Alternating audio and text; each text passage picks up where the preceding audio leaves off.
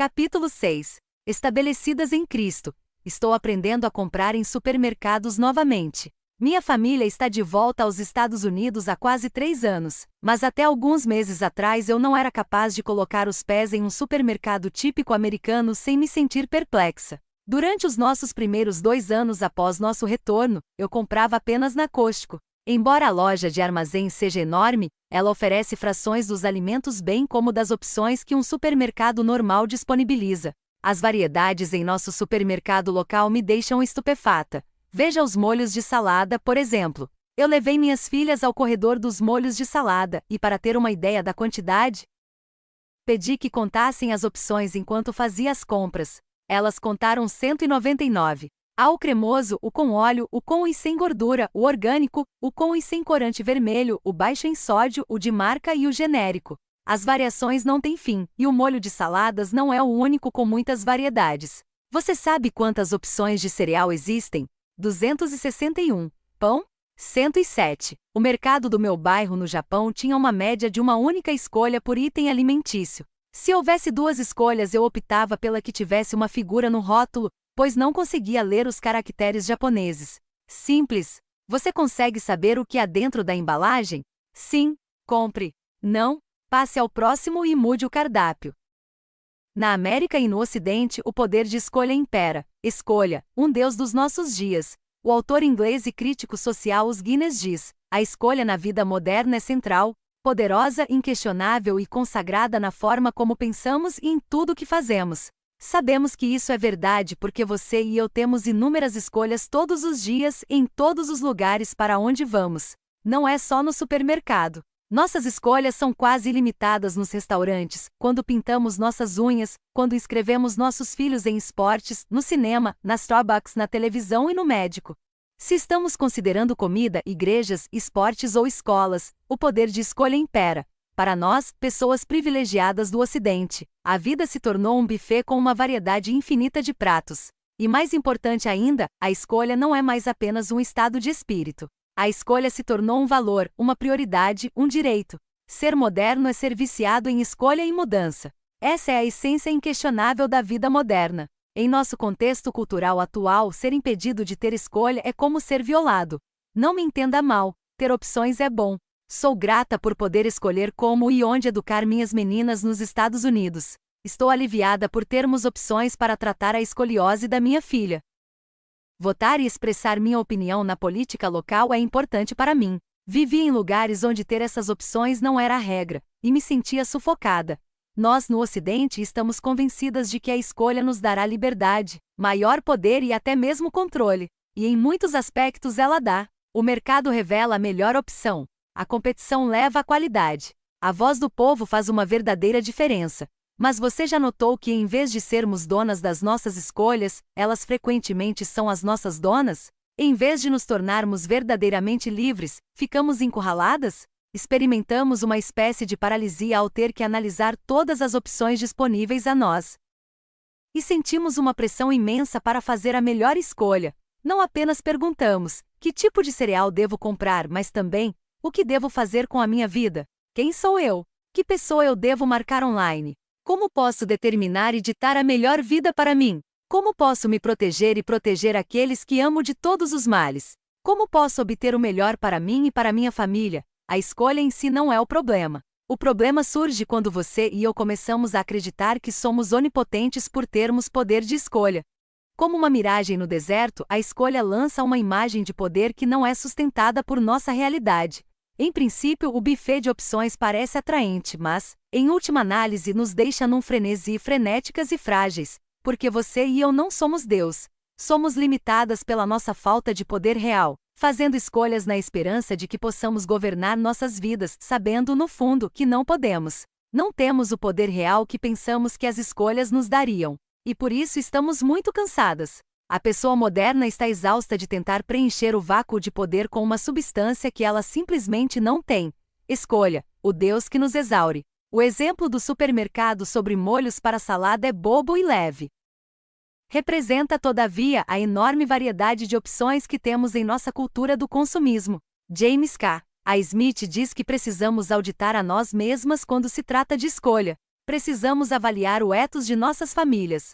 Como é o ambiente em nossas casas? Ele diz que muitos lares têm ritmos frenéticos, zumbindo com o mito consumista da produção e do consumo. Temos a tendência de crer que nosso valor é equivalente ao que podemos produzir e consumir. Olhamos para nós mesmas, para os produtos que escolhemos e compramos, para os métodos que escolhemos para viver, para as coisas que podemos produzir e para as escolhas de estilo de vida que fazemos em busca de nosso valor e de nossa identidade. Como pessoas modernas, tentamos encontrar a nossa identidade naquilo que produzimos e consumimos, e olhamos para as nossas opções e escolhas como se fossem antídotos para os nossos medos. Está com medo de algo? Existe um aplicativo para isso. Sempre existe algo que você pode consumir ou produzir para melhorar a situação. Você tem opções. Nós vivemos segundo uma equação de variedades. Tememos algo, pesquisamos as opções para resolver o que tememos, escolhemos uma, e queremos que funcione para o nosso bem. Por exemplo, em nossas vidas pessoais, tememos a rejeição dos amigos e da família. Portanto, tentamos ser quem eles querem que sejamos. Nós pintamos um personagem que acreditamos vão amar mais. Você e eu acreditamos que podemos controlar a quantidade de aceitação, afeto e afirmação que recebemos. Em nossa vida profissional, temos medo de não sermos suficientemente boas, de que nossos colegas descubram o fracasso que realmente somos. Portanto, clamamos para provar a nós mesmas, para tornar os nossos nomes conhecidos. Em última análise, você e eu acreditamos que podemos controlar a forma como os outros nos percebem. Em nossa vida pública, tememos não ser apreciadas, ou, devo dizer, não receber likes o suficiente? Queremos que nosso nome, nossa marca, nossa imagem sejam admirados. Filtramos fotos, criamos legendas e cortamos a vida real, simples assim. Minha amiga Kerry chama isso de gerenciamento de impressão. Mais uma vez, você e eu tentamos controlar o que os outros pensam de nós. Tememos uma quebra na economia ou a perda do emprego, por isso diversificamos os investimentos. Observamos o mercado de ações, raspamos o tacho, economizamos e gastamos demais. Tememos o aquecimento global, ou o desmatamento, ou a nossa própria pegada de carbono, e por isso fazemos compras locais. Usamos fraldas de pano e banimos o plástico de nossas casas. Tememos um declínio ou uma crise em nossa saúde, câncer, depressão, Alzheimer, ganho de peso excessivo ou qualquer que seja a doença diagnosticada pelo site do WebMD no meio da noite. Por isso comemos comida com baixo teor de carboidrato, com pouca gordura, muita gordura, superalimentos, comida sem açúcar, apenas substitutos do açúcar, nenhum substituto do açúcar. É desnorteador. Temos medo do que pode acontecer com os nossos filhos. Queremos apenas o que for melhor para eles. Por isso andamos como um helicóptero em volta de nossos filhos com menos de 5 anos de idade. Coagimos os professores quando lhes dão notas ruins e deixamos que eles voltem a morar conosco quando fracassam ao partirem para a vida adulta. Nós nos preocupamos com o nosso próprio futuro. Temos fundos de aposentadoria, planos de aposentadoria privada e seguro-saúde de longo prazo. Pagamos adiantado pelos nossos funerais, escrevemos testamentos e tentamos deixar o suficiente para os nossos filhos. Temos a síndrome de FOMO, do inglês, Fear of Missing Out, o medo de perder algo divertido neste exato momento. Portanto, ficamos sintonizadas com as mídias sociais, enviamos mensagens de texto aos nossos amigos e documentamos cada momento. Nossos medos vão desde o bobo e superficial até o do tipo de vida ou morte e da eternidade sendo pesada na balança. E nossas opções para combater esses medos vêm em muitas formas e tamanhos. Nossa cultura de consumo comercializa uma miríade de destruidores de problema para você e para mim. Tudo, desde o molho de salada ao LinkedIn, até o coquetel de vitamina certo, nos ajuda a sentir que estamos no controle. Mas ao final do dia, após termos estudado todas as nossas escolhas, comprado o melhor que pudemos encontrar e trabalhado arduamente para evitar nossos medos mais profundos, ficamos um pouco ocas. Quando nossas cabeças encostam no travesseiro, suspeitamos que realmente não temos a última palavra, que não podemos, de fato, produzir ou consumir nosso meio de nos livrarmos de nossos medos mais profundos. Fazer tudo o que podemos talvez não seja suficiente. É um fardo pesado a ser suportado. Escolhidas em vez de escolher, em resposta ao nosso vício de escolha e ao frenesi e à fragilidade que o acompanham, os Guinness diz. Em última análise, apenas uma coisa pode conquistar a escolha, ser escolhido. Somente uma coisa pode nos dar a verdadeira paz, sermos escolhidas em vez de fazermos todas as escolhas por nós mesmas. Ser escolhida por quem? Por Deus, o bom e soberano Rei do Universo. No final das contas, são as escolhas de Deus que levam a uma paz real e duradoura. Isso é especialmente verdadeiro para o cristão. Quando colocamos toda a nossa fé e esperança no Senhor, Ele nos dá uma paz para guardar nosso coração que o mundo não pode compreender. Filipenses 4:7. Sabemos que Ele está fazendo com que todas as coisas cooperem para o nosso bem. Romanos 8:28. Mas mesmo os não cristãos experimentam a realidade de que Deus é ativo em nosso mundo. Eles podem não ter olhos para ver. Mas Deus entrega a graça comum a todas as suas criaturas. São as escolhas de Deus, as ações dele, a história dele, a vontade dele, que dão a paz, não nossas escolhas. O bom caráter, a soberania e a vontade de Deus oferecem um único antídoto suficiente a todos os nossos medos. Seguir a Cristo neutraliza o veneno fundamental da escolha na vida moderna. Eu te escolhi, disse Jesus, não fostes vós que escolhestes a mim. Não somos de nós mesmos, fomos comprados por um preço. E assim nós que cremos, procuramos seguir a Cristo, não a nós mesmas. Nós somos escolhidas. Não precisamos depositar toda a nossa confiança em nossa própria escolha. Sabemos que Tiago, o irmão de Jesus, estava certo quando disse: Vós não sabeis o que sucederá amanhã. Que é a vossa vida? Sois apenas como neblina que aparece por instante e logo se dissipa. Em vez disso, devias dizer: Se o Senhor quiser, não só viveremos, como também faremos isto ou aquilo. Tiago 4:14 e 15. De fato, não sabemos o que o amanhã trará. Não sabemos se seremos verdadeiramente aceitas por nossos entes queridos. Se seremos consideradas suficientemente boas no trabalho. Se nossos seguidores da mídia social irão gostar de nós. Se a economia, o meio ambiente e o governo serão fortes e estáveis. Se estaremos saudáveis e seguras. Se os nossos filhos ficarão bem. Se o nosso futuro será bom. Se estamos perdendo uma vida e um momento melhor do que aquele que estamos vivendo. Mas Tiago diz, se o Senhor quiser. Não sabemos sobre as nossas vidas e o nosso futuro. Mas Deus sabe. Você e eu podemos descansar, pois a vontade de Deus é boa. Qual é a vontade dele? A vontade dele é a boa nova. A vontade dele é o Evangelho. Você e eu podemos descansar por causa do Evangelho. Podemos descansar porque estamos enraizadas, edificadas e estabelecidas em Cristo.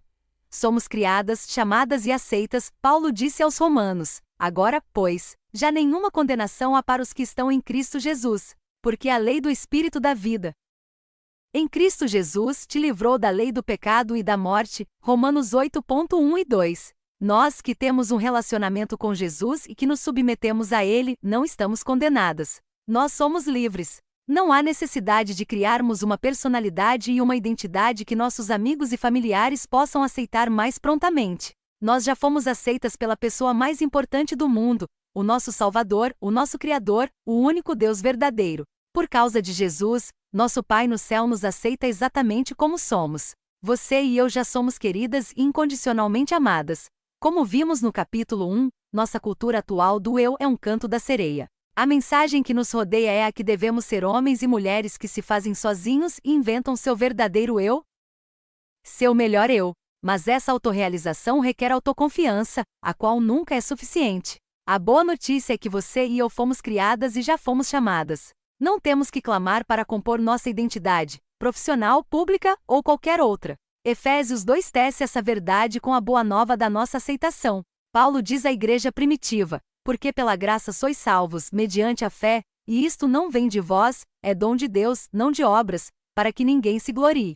Pois somos feitura dele, criados em Cristo Jesus para boas obras, as quais Deus de antemão preparou para que andássemos nelas. Efésios 2, 8 a 10.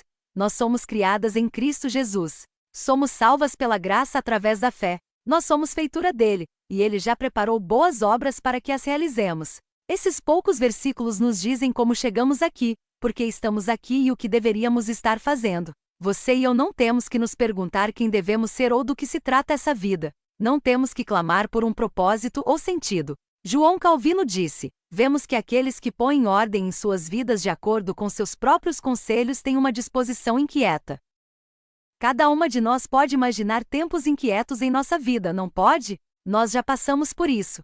Sabemos o que é tentar responder às grandes perguntas da vida sem o conselho sábio e perfeito de Deus. A autoinvenção e a autoconfiança não são necessárias. Na verdade, elas são contrárias ao que Deus já nos deu. Nossas obras, nosso propósito e nosso sentido foram preparados de antemão para nós. Não vamos dizer ao rei, não, obrigada. Vamos receber esses bons dons e caminhar neles, experimentando uma grande paz.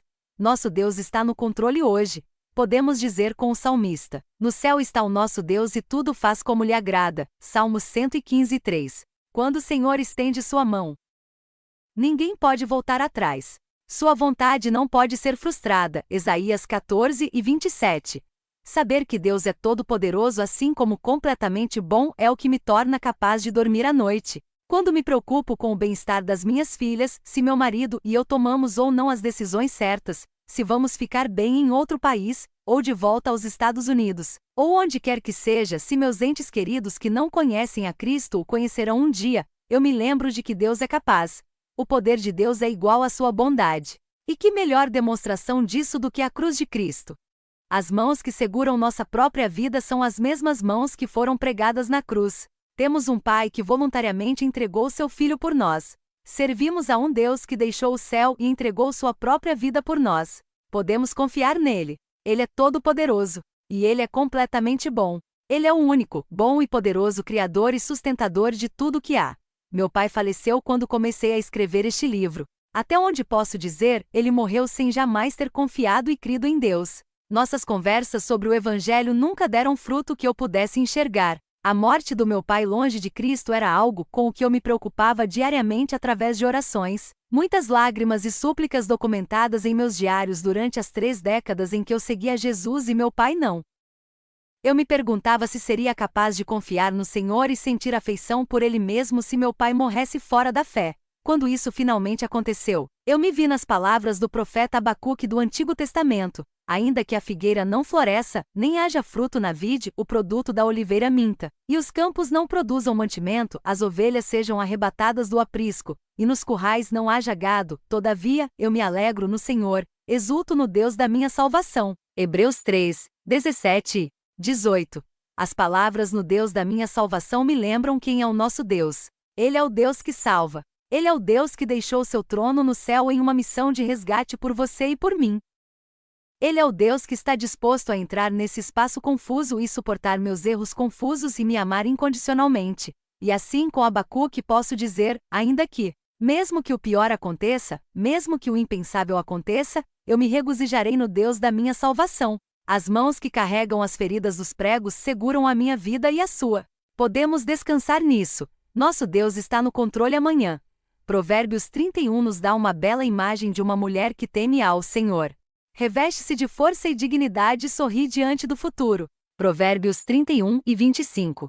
Essa mulher não está preocupada com o amanhã porque ela teme ao Senhor, ou você poderia dizer que ela respeita o Senhor ou que confia nele. Ela sabe que a vontade dele é boa, por isso ela pode olhar para o futuro com um sorriso. Eu quero ser como ela. Quero sorrir, rir, ter certeza, no fundo da minha alma, de que o nosso Deus e a sua vontade são tão bons que o amanhã é passível de risos. Jesus usou outra imagem para descrever a fé em Deus para o futuro.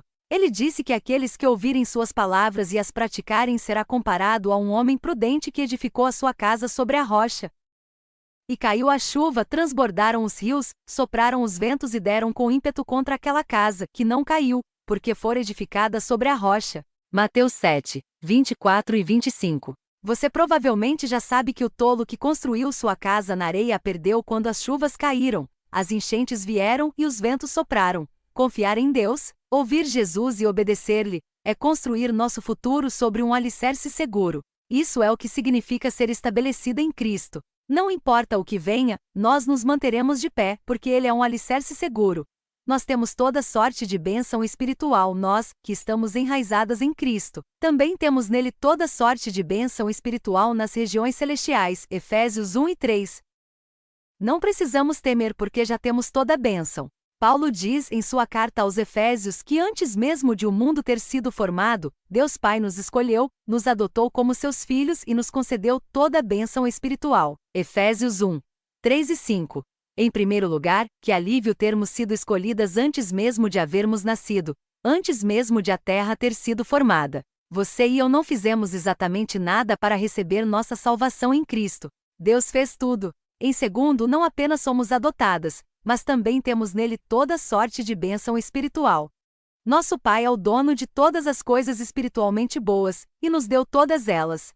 Essas bênçãos espirituais chegam até nós através do Espírito Santo, que vive em nós. 1 Coríntios 13:16. Na noite anterior à crucificação de Jesus, ele disse a seus discípulos: "Mas o Auxiliador, o Espírito Santo, que o Pai vai enviar em meu nome, ensinará a vocês todas as coisas e fará com que lembrem de tudo o que eu disse a vocês." João 14:26. O Espírito Santo não é apenas nosso auxiliador e ensinador, ele também é aquele que nos dá a paz. Jesus disse: "Deixo-vos a paz, a minha paz vos dou, não vou-la dou como a dá o mundo. Não se turbe o vosso coração, nem se atemorize." João 14:27.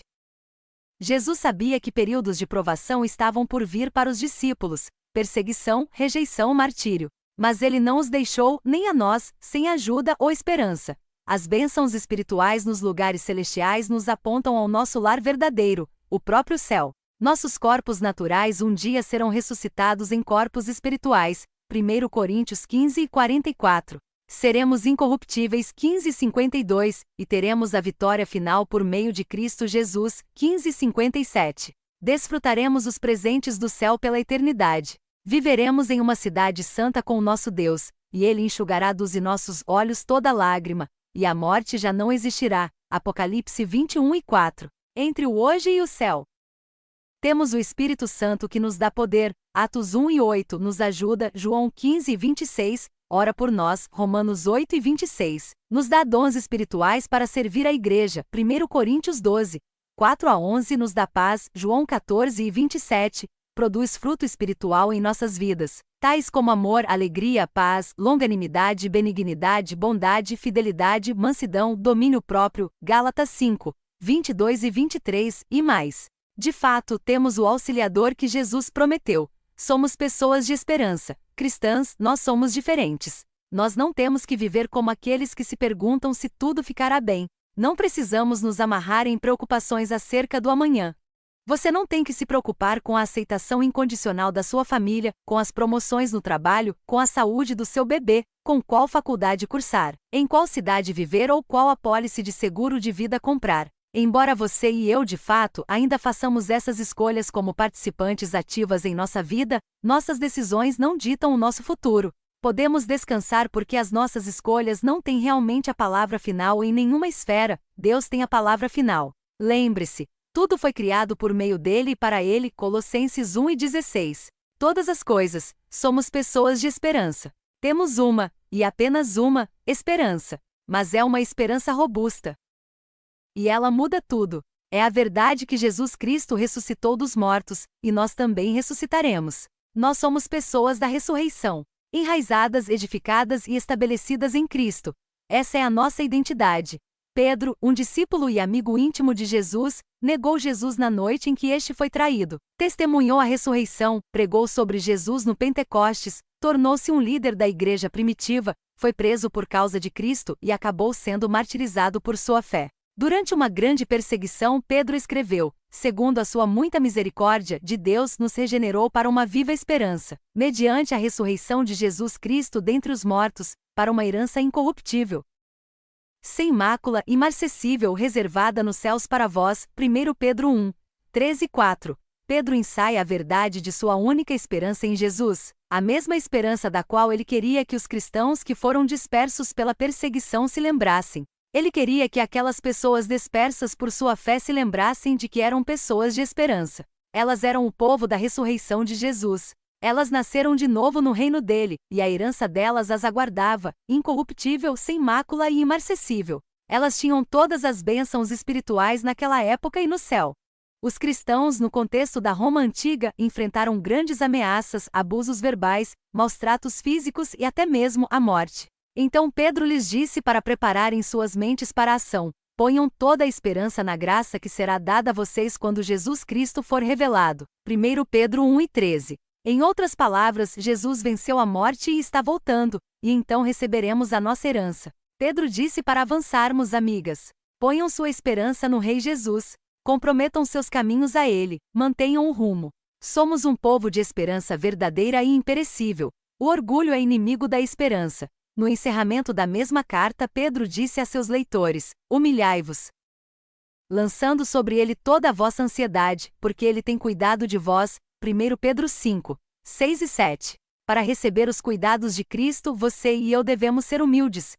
Já foi dito que o orgulho é inimigo da esperança. Em nosso orgulho dependemos de nós mesmas, mas conhecemos nossas próprias limitações, nossas próprias fraquezas, nossa fragilidade. Jesus também, e Ele se preocupa conosco. Ele se preocupa tanto que morreu voluntariamente em nosso lugar e nos recebe, bem como as nossas confusões e ansiedades, exatamente como nós somos. Nós não temos esperança em nós mesmas. Não colocamos nossa esperança em nossa capacidade de dar perfeitamente direção à nossa vida e ao nosso futuro. Colocamos toda a nossa esperança em nosso Deus ressurreto. Aplicando a esperança à nossa provação hoje, enquanto escrevo isto, amigos meus muito queridos estão em uma unidade de terapia intensiva pediátrica com seu filho de 13 anos. Eles estão lá há 2 semanas. Cerca de 72 horas antes de o mundo deles virar de cabeça para baixo, meu marido e eu estávamos em um barco com eles no porto de Newport observando o pôr do sol. Estávamos com um punhado de outros pastores e suas esposas, absorvendo a doce comunhão, rindo, compartilhando histórias e lanches, e vivendo uma daquelas noites que você nunca quer que acabe, realmente uma amostra de nossa herança prometida. Após retornar a Denver, recebi a notícia: um tumor havia sido encontrado, e o filho foi submetido a uma cirurgia por causa de um câncer agressivo. 2 semanas depois, ele ainda está no hospital. Recebemos alertas frequentes para orar pelo inchaço, pelo sangramento, por uma infecção, pelas náuseas, pela vida dele. Meu marido e eu fomos levados às lágrimas e à oração. Fizemos seminário com esses amigos. Entramos no ministério quando eles entraram. Nossos filhos têm a mesma idade, e 2 delas até compartilham o mesmo nome. Zoe, é claro, porque os pais estavam ambos na classe de grego quando aqueles bebês chegaram. Quando eu vejo a família deles, eu vejo a minha. A mesma idade. A mesma vocação, as mesmas crianças. Mas enquanto tenho o luxo de atualmente ter filhas saudáveis, eles estão lutando pela vida do jovem filho deles. Mas como eles são pessoas de esperança, pessoas da ressurreição, eles lutam a partir do descanso. Com Paulo, eles dizem: temos, porém, este tesouro em vasos de barro, para que a excelência do poder seja de Deus e não de nós. Em tudo somos atribulados, porém não angustiados, perplexos, porém não desanimados, perseguidos, porém não desamparados, abatidos, porém não destruídos, levando sempre no corpo o morrer de Jesus, para que também a sua vida se manifeste em nosso corpo, segundo Coríntios 4, 7-10. Nossos amigos se enxergam exatamente como vasos de barro. Eles são meros vasos que em si e por si mesmos não são fortes, mas eles carregam o poder mais forte, o próprio Deus. Eles estão atribulados, perplexos, perseguidos e abatidos, mas não estão angustiados, desanimados, desamparados ou destruídos. Eles têm esperança porque carregam consigo a morte de Jesus e a vida de Jesus. A vida de Jesus é eterna e é transmitida a você e a mim também. Enquanto meus amigos vigiam o filho 24 horas por dia, enquanto tomam decisões com médicos e enfermeiras em cada curva, enquanto clamam em oração de joelhos, enquanto fazem tudo o que humanamente é possível pelo filho, eles o fazem a partir do descanso. Com Paulo, eles lembram-se de que, porque as coisas que se veem são temporais, e as que se não veem são eternas, segundo Coríntios 4:18. Eles têm bom ânimo e andam por fé e não pelo que veem, segundo Coríntios 5, 6-7. Não é que nossos amigos acreditem que o filho deles será curado definitivamente na terra. Não é que eles coloquem suas esperanças nas estatísticas ou nos cuidados médicos de última geração que lhes estão disponíveis. Não é que eles não se importem tanto quanto outros pais que possam encontrar-se devastados por esse tipo de notícia. É que a esperança deles está em algo certo, a coisa mais certa do mundo, a vida, a morte e a ressurreição de Jesus. Como pessoas da ressurreição, eles enxergam corretamente o câncer de seu filho como leve e momentânea tribulação, que a produz para nós eterno peso de glória, acima de toda comparação, segundo Coríntios 4:17. Dormindo durante a tempestade. Você pode estar diante da escolha sobre qual faculdade cursar, se deve permanecer em um relacionamento ou aceitar determinado emprego, se deve matricular seu filho em uma escola particular, ir para o campo missionário, entrar para a política local, mudar seus pais idosos para sua casa, servir no ministério feminino, abraçar uma mastectomia total ou parcial. Nossas escolhas são muitas. Mas no final do dia podemos descansar realmente, porque estamos estabelecidas em Cristo. Ele está no controle. E Ele é bom. E Ele está vivo. Ele sempre assegura que sua vontade se realize para o nosso bem e para a glória dele. Nosso amigo, o pai do menino com câncer e que também é pastor, escreveu estas palavras. Apesar de o mundo oferecer muitas opções de coisas para as quais correr nesses tempos, nada do que o mundo oferece funciona. Não mesmo. No final das contas, não. Nada do que o mundo oferece pode trazer o conforto, a paz, a cura, a esperança e até mesmo a alegria que tão desesperadamente, e quero dizer, desesperadamente, precisamos nesses momentos e nessas estações da vida mais sombrias e assustadoras. Então, para onde devemos correr? De verdade, devemos correr para o nosso Autor, para o nosso Criador, para o nosso Salvador, para o Senhor nosso Deus, Pai, Filho e Espírito Santo. Ele é o único. Ele é. Nada nem ninguém mais. Meus amigos estão experimentando a paz que Jesus prometeu dar. Eles estão descansando na obra consumada de Jesus. Caminharam tantos quilômetros com seu Salvador que estão como ele, dormindo durante uma tempestade. Mateus 8, 23 a 27. Eles podem verdadeiramente descansar porque conhecem seu bom e poderoso Deus e confiam nele. Somente uma coisa pode curar a ansiedade e a fragilidade que experimentamos ao tentarmos controlar a nossa própria vida. Essa única coisa é Jesus, e Ele crucificado, ressuscitado e vindo novamente. O antídoto para a angústia, o pavor e a incerteza dos nossos dias é saber que Ele é o derradeiro fazedor de escolhas em todas as coisas, que Ele é bom, poderoso e bondoso, e que Ele nos ama tanto que deu sua vida por nós. Como estamos estabelecidas nele, assim podemos descansar nele. Perguntas para reflexão. 1. Em que áreas você já experimentou a vertiginosa variedade de escolhas como eu experimentei no supermercado americano? Compartilhe exemplos engraçados e sérios. 2. Você concorda que a escolha se tornou um valor, uma prioridade, um direito? Onde você vê exemplos de pessoas viciadas em escolhas? 3. O que há de bom na escolha? O que pode ser ruim na escolha? 4. De que forma você vive por esta equação? Tenho medo de alguma coisa, pesquiso as opções para evitar o que temo, escolho uma opção, e farei com que isso trabalhe para o meu bem? 5. Reflita nos seguintes versículos. Quais são os que lhe dão mais paz e descanso? Por quê? Salmos 115, 3. Provérbios 31 e 25. Abacuque 3.17 a 18. Mateus 7. 24 a 27. João 14. 26 a 27. Romanos 8. 1 e 2. Efésios 2. 8 a 10, Efésios 1, 3 a 6, 6. De que forma o orgulho é inimigo da esperança? 7. Nós, cristãos, somos pessoas de esperança. Leia 2 Coríntios 4, 7 a 10 e reflita sobre como Deus lhe tem dado esperança em uma provação específica. 8. De que forma você pode praticar melhor o colocar a sua mente na herança incorruptível, sem mácula, imarcessível, reservada nos céus para vós outros? 1 Pedro 1 e 4.